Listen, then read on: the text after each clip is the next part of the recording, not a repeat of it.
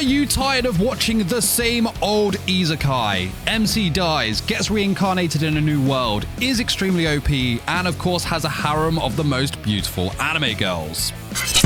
Well, this is pretty much what's going on here, to be honest. However, this show is different from the norm. It transcends and stands proud as an Isekai that makes you feel good about the genre again. It's dumb to the point of brilliance. It turns all the dials up to 11 with its freaking god-like ways. This show is atomic.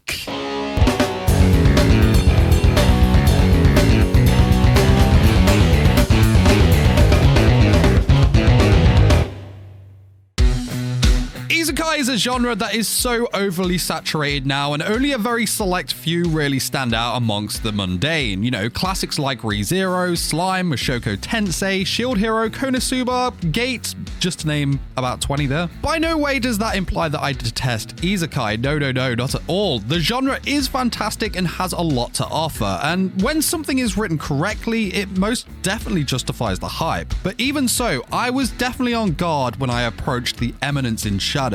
For me, The Devil as a Part-Timer is one of those Isekai that I adore since it really doesn't take itself too seriously.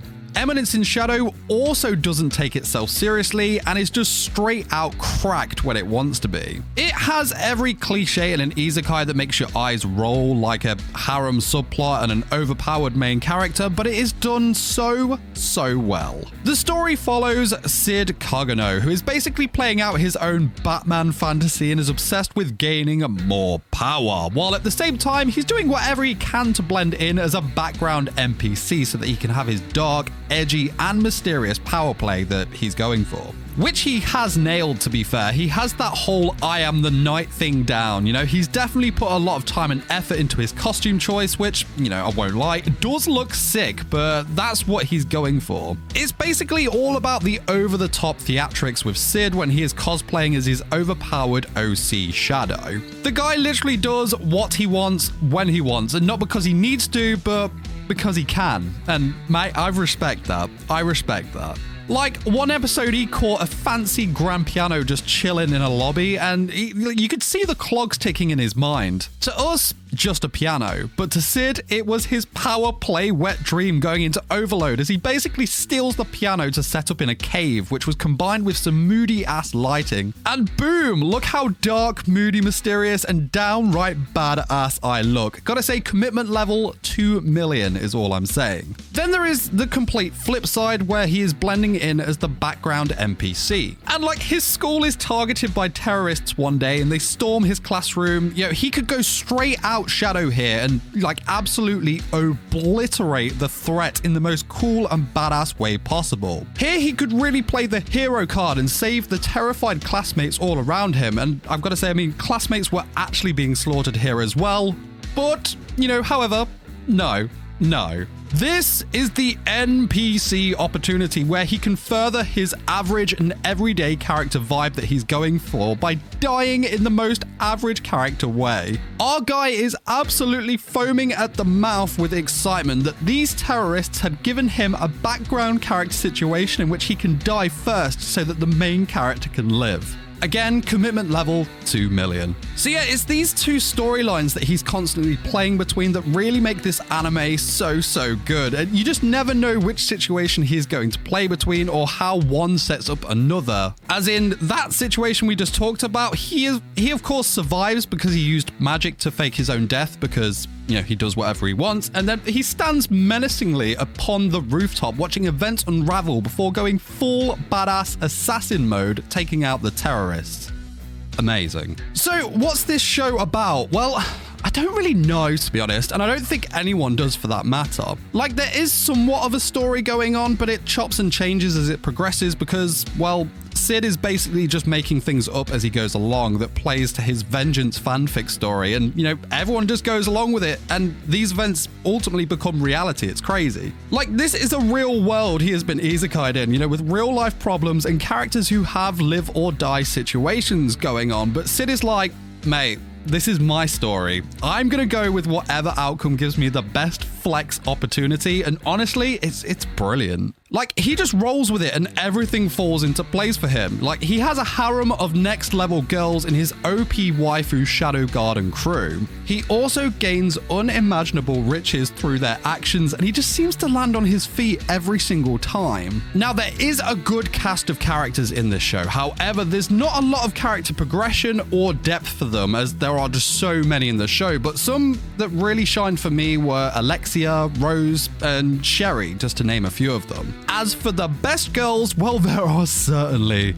a boatload of girls to choose from. Again, Alexia is a fox. Her sister Iris can also step on me if she wants. Alpha got me feeling weird things in the pantsuit. Beta is rocking it up in the chest department. Delta can most certainly sit on my face if she wants. And Gamma is an absolute queen. But the list could go ever on, and I'm so cool with that. Of course, the show does play on the fan service front, and I don't know how you guys feel about fan service, but I'm always happy for a bit of it because deep down, I am the lowest level of trash. Like, it's an isekai with a lot of smoking hot girls, and the story knows it. So it's always gonna give us viewers a glimpse of them as and when it can, but I didn't find it overbearing for those of you who are, of course, pure of heart. So yeah, I'd appreciate a bit more character building for those other characters, but at the same time, if you just want to sack that off and show me some anime titty, then yeah, cool.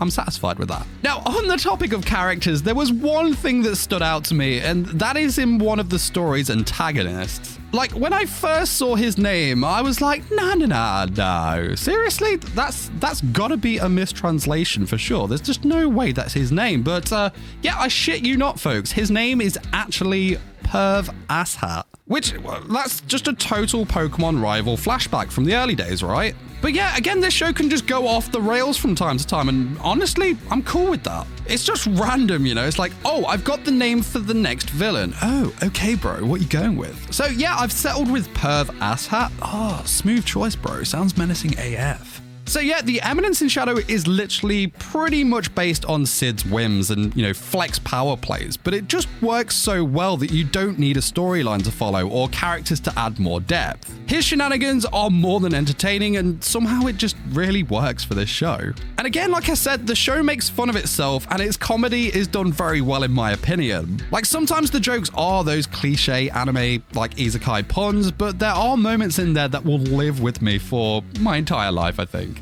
For example, the legendary hot spring scene. Yes, Sid goes to a public bath and he just boldly goes about his way sitting in the hot spring with none other than Alexia. He knows full well what's going down here, but he's like straight out confident and just ignores her. The two do begin talking, and she eventually goes with the whole, oh, I thought you'd be oogling me, trying to eat me with your eyes. And he's just like, might I ask you to stop glancing over at my Excalibur? She's like, Excalibur? More like a worm. And he's like, no, woman, you are getting my full OP confidence. He just stands up and he's like, what you thought was a worm was merely still contained in its sheath. When a holy sword is removed from its sheath, its sparkling blade is set free. And I just can't, man. It was just so like out of left field, and it was just executed perfectly. Like, the music, the vibe, the moment caught me completely off guard, but it was just so funny, man. So funny. And yeah, Alexia got like well and truly wrecked in that scene. GG, Alexia.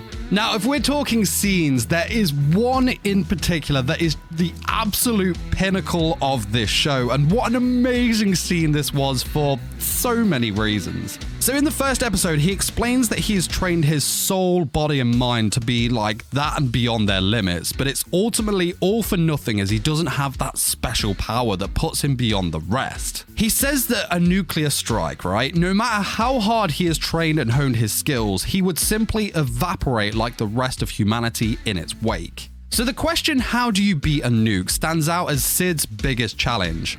The answer, turn into the nuke. The idea is utterly ridiculous and epically amusing, and Sid's attack name further adds to it. His most powerful assault is a magical energy outpouring like that of a nuclear explosion. So in the 5th episode, he finally lets it loose. The over-the-top presentation and Sid's dark power lord flexing execution makes the moment cool and entertaining. It was the build-up, the answer to the question of the one thing that had held him back. Not only had he overcome nuclear, but he had become nuclear. It all came to this one beast mode moment. I